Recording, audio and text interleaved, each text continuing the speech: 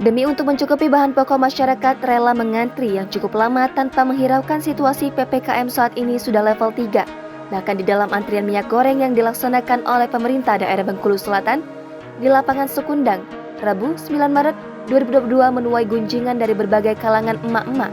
Bahkan ada yang pingsan akibat padatnya kerumunan.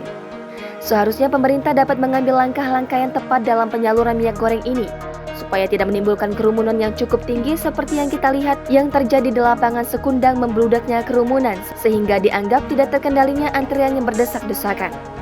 Beberapa warga di sekitar antrian mengatakan seharusnya pemerintah dapat menyalurkan minyak goreng ini dibagikan ke setiap desa atau perkelurahan agar tidak terjadi kerumunan yang cukup tinggi.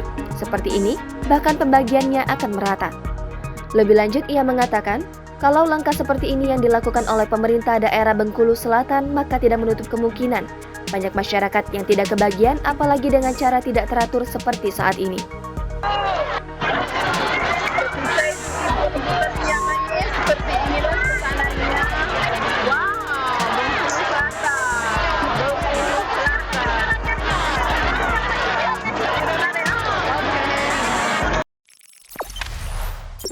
Jangan lupa subscribe, share, komen, dan like ya.